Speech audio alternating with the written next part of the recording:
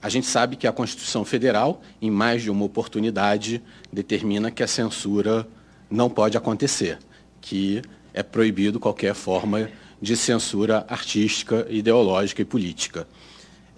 Mas, na verdade, eu vou citar aqui, lembrando de uma pessoa que trabalhou com produção e crítica e depois foi trabalhar na gestão pública, que foi uma figura muito importante no cinema brasileiro e que eu conheci, chamado Gustavo Dal. O Gustavo Dal foi, entre outras coisas, o diretor da área de distribuição de filmes da Embra Filme e depois foi o formulador da Ancine. A MP 2228 tem o dedo dele muito forte. E ele tinha uma frase que eu achava incrível, que a gente lembrou, em que ele diz que o pior tipo de censura é a censura no ovo. É a censura naquilo que ainda está para nascer. Todo produto artístico, todo objeto artístico que sofrer censura no Brasil, uma vez pronto, ele tem a lei para resguardá-lo. E, apesar disso ser bastante trabalhoso, não acontecer talvez no tempo que nós gostaríamos, eu tenho a convicção, tenho a crença de que qualquer objeto artístico não poderá ser censurado porque nós temos a defesa da lei, porque nós temos essa garantia.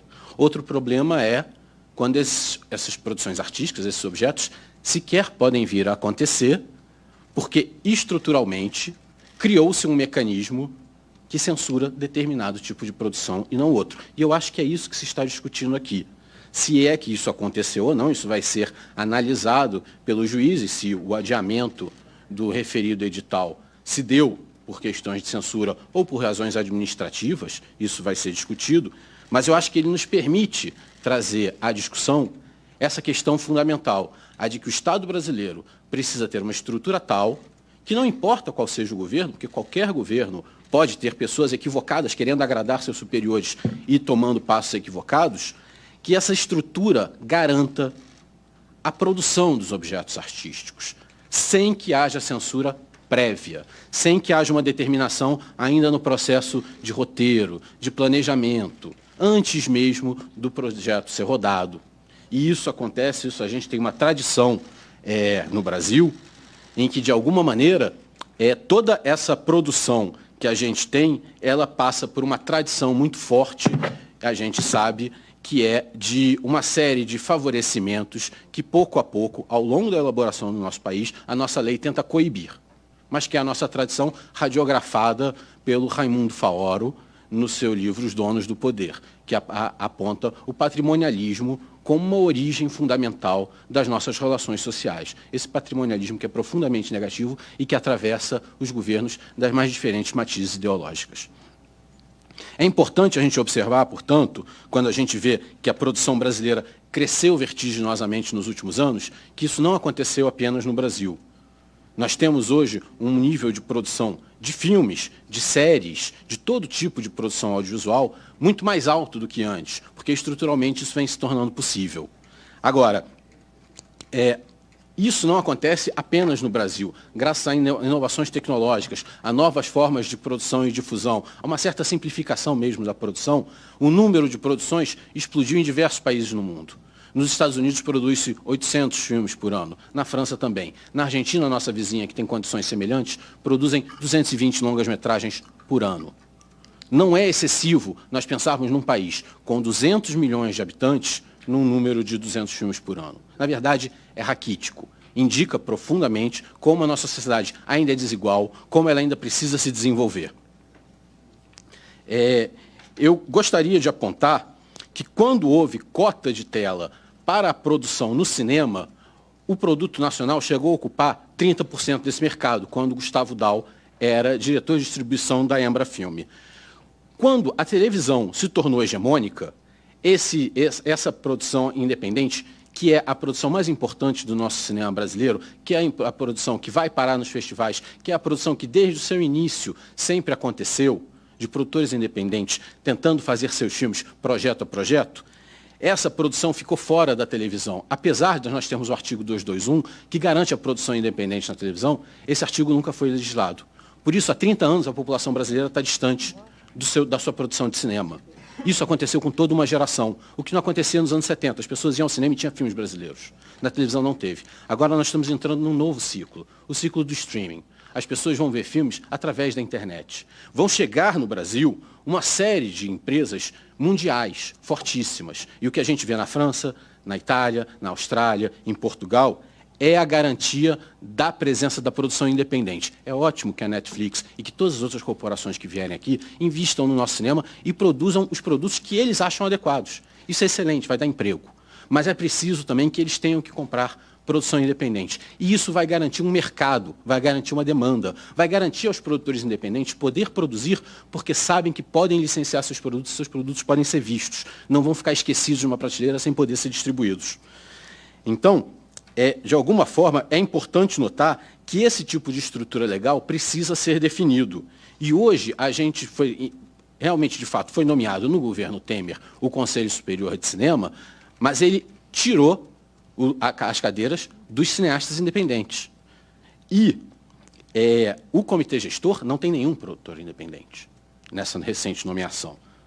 Eu não acho que a gente deva atacar pessoalmente. As pessoas podem ter perfeitamente a compreensão do seu papel e fazer isso de forma adequada. Mas é preciso cobrar desses agentes, que agora são públicos, que garantam uma estrutura tal que a gente não tenha um esquema patrimonialista acontecendo no audiovisual, em que as maiores corporações no mundo vão decidir quais são as empresas com condições de produzir, e essas empresas com condições de produzir, que vão ser muito grandes, vão receber os recursos públicos, enquanto os produtores independentes, que vão fazer seus filmes de qualquer maneira, não vão ter acesso a esses recursos. É preciso a gente garantir a democratização dos recursos, é preciso a gente garantir que haja uma diversidade nos atores, nos agentes, que vão estruturalmente dividir esses recursos, partilhar entre as classes, para garantir que as mais diferentes áreas do setor de audiovisual cresçam em conjunto. A gente não vai conseguir fazer com que o setor cresça, crescendo apenas um pé dele. Vai desmontar, vai fortalecer demais um grupo e os outros vão cair. Nós precisamos fortalecer todos os laços desse setor. Dessa forma, esse setor pode gerar riqueza produzindo obras, pode fazer com que as pessoas tenham empregos e possa qualquer pessoa que nasça com uma origem simples, humilde, pobre, possa se capacitar para trabalhar nesse setor audiovisual, em qualquer função, que é um setor em que as pessoas se capacitam e passam a ter bons empregos e passam a criar para que esses produtos circulem em todos os aparelhos e telas do Brasil inteiro e as pessoas tenham acesso às suas imagens e discutam de todas as mais diferentes matizes ideológicas. A gente tem, ao longo da história do cinema brasileiro, filmes os mais diferentes possíveis, que provocaram uma reflexão da sociedade sobre os seus valores. Desde 1920, com Adhemar Gonzaga, fazendo Barra Humano, até Tropa de Elite, com José Padilha, estreando seu filme e arrecadando milhões, levando milhões de pessoas ao cinema. As pessoas discutiram os valores do Brasil, porque se viram na tela. E isso só pode ser garantido quando a gente tenha a mais absoluta diversidade na produção, em que nós temos a mais forma de garantias de variedade da produção de forma estruturada, para que isso não fique restrito a algumas pequenas empresas. Aí a gente vai poder produzir para que as pessoas possam entrar nos seus aplicativos e ver a produção brasileira. E assim as pessoas vão viver graças aos aplicativos de internet, porque produzem para que seja visto lá, e não porque dependem desse aplicativo para conseguir um determinado emprego. Então, dessa forma, eu insisto, essa discussão toda vai passar pela estrutura que garante a produção dos filmes, para que a censura não aconteça lá no início, para que, de fato, a gente tenha um audiovisual brasileiro, um cinema livre e democrático. Nós, neste momento, estamos atravessando numa névoa de uma nuvem de obscurantismo, entendeu? E que está partindo exatamente de onde não podia partir, de um ministério chamado da cidadania. No Brasil, o conceito de cidadania cultural ganhou destaque com a Constituição de 88. A cultura conquistou, naquele momento, um patamar de relevância política sem precedentes. Foi reconhecida a importância do pleno exercício dos direitos culturais e a necessidade de garantir o acesso às formas as fontes da cultura nacional. Esse documento está editado pelo Ministério da Cultura e todos aqueles que hoje incorporaram o Ministério da Cultura ao Ministério da Cidadania deviam ler este documento antes de praticar esse tipo de... Aqui está toda como foi feito uma lei que está sendo desconhecida, a Lei 12.343, que é uma lei que criou o Plano Nacional de Cultura. Ninguém no Ministério da Cidadania deve ter lido até hoje essas leis. Eu tenho aqui como foi construído isso. Foram cerca de 225 mil pessoas participaram de seminários pelo Brasil inteiro para se chegar a formatar e a alinhar todas as reivindicações dos produtores, dos criadores culturais. E isso não foi feito por uma pessoa, nem por um partido.